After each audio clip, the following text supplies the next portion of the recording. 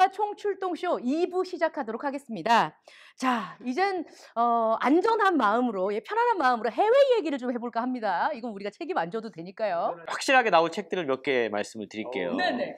이제 사실 이런 책들이 작년에 그리고 올해 해외 출판계의 큰 동향이었고요. 이게 이제 사실 우리나라도 거의 요즘에 실시간으로 돌아가다 보니까 아마 주목을 끌게 될 텐데, 많은 분들이 예측하시다시피 제일 중요한 화두는 건강이에요. 건강입니다. 그래서 면역이라던가 뭐 이런 것들이 아마 이제 2022년에도 상당히 다양한 책들이 많이 나올 겁니다. 근데 우리가 앞서 이야기했던 지식의 전달 방법이 달라지고 있다. 그래서 건강 책들도 이제는 활자로 쓰여진 게 아니라 뭐 인포그래픽이라던가 뭐 애니메이션이라던가 이런 것들을 활용해서 대중들에게 좀 쉽게 건강에 대한 정보들을, 왜 의학 그러면 되게 우리가 어렵다고 생각을 하는데 쉽게 설명하는 책들이 상당히 많이 쏟아질 겁니다. 그리고요, 앞서 우리가 뭐 인공지능, 메타버스 이야기했는데 기술 격차도 되게 중요한 화두 가운데 하나였었어요.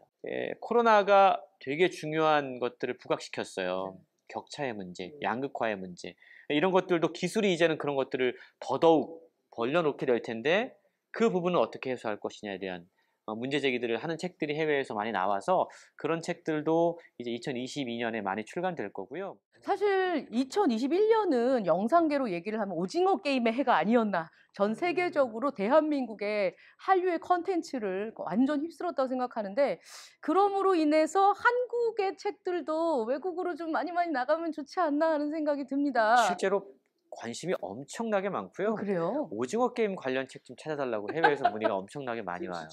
어떻게 해야 되죠? 오징어 게임, 한국의 전통놀이 뭐 이런 거 그래서 해야 되나요? 실제로 그래서 한국의 전통놀이에 대한 책들이 해외로 지금 나가고 있고요.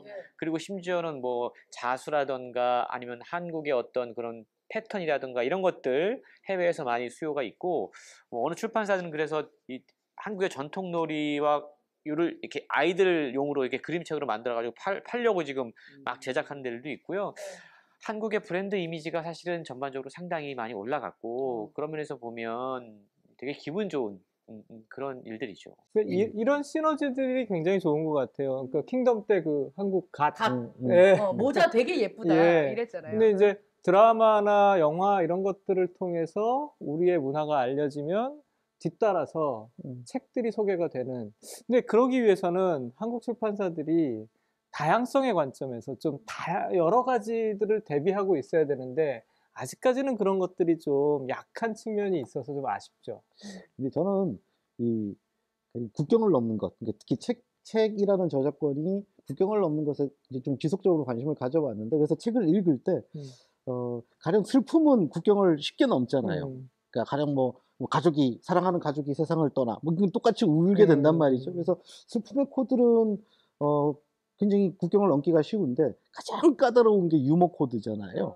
근데 책도 그런 것 같아요. 그러니까 가령 뭐 우리식으로 말장난을 하거나 아니면은 아주 우리만이 알 수 있는, 그냥 한국인들만이 알고 있는 어떤 코드를 활용한 유머는 한국인들끼리는 굉장히 웃기지만 이게 국경을 넘는 순간에 말도 안 되는 소리가 돼버리잖아요. 우리 작가분들이 좀 이제 글을 아예 쓰실 때 염두에 두는 게 굉장히 중요하겠다는 생각이 들어요. 그러니까 내가 지금 내 글을 읽은 독자가 한국인만 머릿속에 그려지는 게 아니라 저기 지구 반대편에 있는 남미의 뭐 어느 고등학생이 읽어도 웃길 수 있겠는데? 라는 생각을 조금만 하고 그것이 염두에 두어져서 글이 나온다라면 저는 지금과 같은 분위기에서 충분히 더 많은 책들이 국경을 넘어갈 수 있지 않을까라는 생각이 들어요. 제가 사실 현장에 있으면서 많은 책들을 요즘에 이제 해외로 수출을 하고 있는데요. 해외로 수출되는 책들의 공통점이 있어요. 이게 되게 어려운 건데 작가분들이 들으시면 저걸 어떻게 하라고 이런 얘기 할 수 있는데요. 동질감이 있으면서 이질감이 있어야 돼요. 진짜 어렵죠. 어렵다. 정말 어려운 건데요. 일단 국경을 넘으면 커먼 센스여야 됩니다. 아까 말씀하신 모든 사람들이 공감할 수 있는 주제여야 돼요. 근데 그 사이에서도 걔네 나라에서 쓸 수 없는 이질감이 있어야 돼요. 그러네요. 예, 동질감이 있는데 이질감이 또 있을 그래, 거죠. 오징어 게임의 성공 요인을 뭐 우리 거 팔렸어 대단해 이런 점만이 아니라 출판인들은 좀 정말 그걸 좀 분해해서 이제 저거는 영상 매체였지만 가령 저 영상 매체를 통해서라도 국경을 넘은 그 여러 가지 요소들을 좀 이렇게 우리도 그 노하우를 좀 분석해서 알 필요가 있지 않나. 오징어 게임은 서바이벌 게임이라고 하는 동질감이 있는 거고요. 지금 전 세계적으로 서바이벌 게임에 대한 관심이 엄청나게 높거든요. 데드 게임이라던가 이런 거. 승자가 살고 패자는 죽는 그런 서사 구조를 갖고 있고, 이질감은 한국의 전통놀이, 달고나라던가 아니면 홀짝이라던가 이런 거 되게 신기하면서 재밌어 하는 거예요, 이게. 그러니까 참 그런 부분들을 찾기가 어려운 부분이긴 한데, 조금만 더 우리가 고심을 하면 찾아낼 수 있는 또 부분이 아닐까. 이게 한 가지 팁을 좀 드리자면, 제가 최근에 알게 된 건데, 가령 앤서니 브라운 같은, 그러니까 잠깐 그 이름을 우리가 외우고 있잖아요. 되게 우리한테도 유명해. 근데 그 유명한 것들은 뭐 우리 작가들은 그러면 세계에 안 유명해. 그러면 그만큼 엄청난 무슨 예술성의 차이가 있느냐? 그렇지는 않거든요. 근데 왜 이런 브랜드의 차이가 나느냐? 앤서니 브라운의 홈페이지를 들어가 보면 그냥 어린 시절에 막 사소하게 겪었던 경험까지도 다 적혀져 있어요. 근데 이게 참 재밌는 게, 근데 우리는 한국의 작가들의 그림책 화가들 작품들을 보면 그냥 화가들처럼 되게 관념적인, 그리고 굉장히 철학적인, 그래서 그냥 일반인들은 도대체 해독이 거의 잘 불가능한 정도의, 그러니까 굉장히 이렇게 멋있기는 한데 굉장히 성인용이에요. 무슨 얘기냐 하면 이게 그 국경을 넘을 때는 환상이 만들어지잖아요. 그러니까 앤서니 브라운의 어린 시절을 시시콜콜하게 봤을 때 만약에 영미권 사람들이 그거를 읽을 때는 별로 감동이 없을 거예요, 분명히. 그런데 아시아에 살고 있는 우리가 봤을 때는 막 영국의 막 목가적인 풍경 같은 게 머릿속에 그려지고, 거기서 놀고 있는 금발머리에 한 아이 뭐 이런 풍경에서 보여지니까 그게 굉장히 아름다워 보이거든요. 그 자체가 동화처럼 보이는 거죠. 그러면 성시 선생님께서 생각하시는 이런 우리나라 앤서니 브라운 같은 전체적으로 이질감과 동질감을 같이 품은 이런 책, 혹시 이런 책은 2022년에 나왔으면 좋겠다 바람이 있는 그런 책들이 물론 뭐 있으세요? 그런 책들이 나와도 좋긴 한데, 사실은 완전히 거꾸로예요. 저는 결론적으로 얘기하자면 막 끔찍한 호러물이라든지 무지무지하게 슬픈 이야기라든지 이런 책들이 나와서 좋은 반응을 얻었으면 좋겠어요. 이유가 궁금하죠. 당대의 베스트셀러는 차고 넘치는 것이 아니라 결핍이거든요. 그러니까 반드시 있어야 되는데 없는 것들, 갖고 있지 못하면 그 결핍이 관심을 만들고 베스트셀러가 만들어지고 그렇게 된단 말이죠. 그러니까 우리 사회의 정의가 가장 메말랐다고 생각이 될 때 정의란 무엇인가가 베스트셀러가 되잖아요. 그런 것처럼 우리 사회가 너무 행복해져서 그래서 재미로 호러라든지, 예, 뭐 아주 슬픈 이야기라든지, 예, 즐길거리는 그런 데서 찾을 수밖에 없는 그런 행복한 현실, 뭐 이런 게 좀 만들어지면 어떨까라는 생각을 해봅니다. 왜 북유럽 사람들은 겨울에 엎드려갖고 호러물 읽는다고 하잖아요. 별로 무서울 게 없으니까. 아, 그렇습니다. 요런 거 나오면 좋겠네요. 네. 저는 그림책들이 좀 많이 나왔으면 좋겠는데요.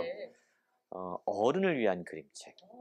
사실 우리나라에 잘 없는 분야가 어른을 위한 그림책이에요. 근데 그림책은 어린이들의 전유물, 이런 생각이 우리나라 독자들에게 좀 있는데, 사실은 어른을 위한 그림책이 나와서 그림을 보는 것만으로도 좀 뭔가 힐링이 되고 위안이 되고, 그리고 그 안에 나름대로의 서사를 담을 수 있는, 그림책의 기능이 그거잖아요. 자기가 이야기를 만들어갈 수 있는 그런 그림책들이 좀 많이 나와서 좀 지쳐있는 현대인들에게 뭔가 좀 그림을 통한 위안 같은 것들을 줄 수 있으면 좋겠다, 이렇게 생각해 봅니다. 네.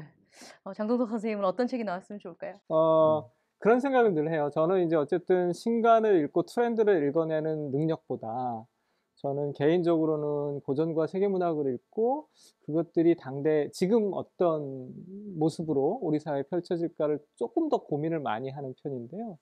그런 점에서 보자면 한국 출판계는 굉장히 많이 출간되고 있는 것처럼 보이지만 세계문학과 고전에 대해서 잘 설명해주는, 혹은 쉽게 설명해주는 책이 그렇게 많지는 않아요.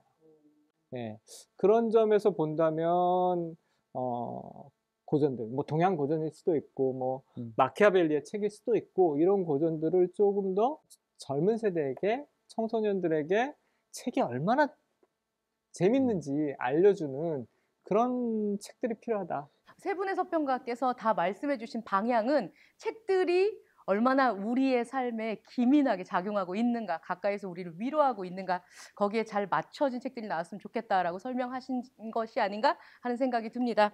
우리가 코로나 이전으로 돌아갈 수 없다면 세상을 움직이는 흐름을 책을 통해서 읽어내면서 새로운 틀을 또 다시 짜야 하지 않을까 하는 생각이 듭니다.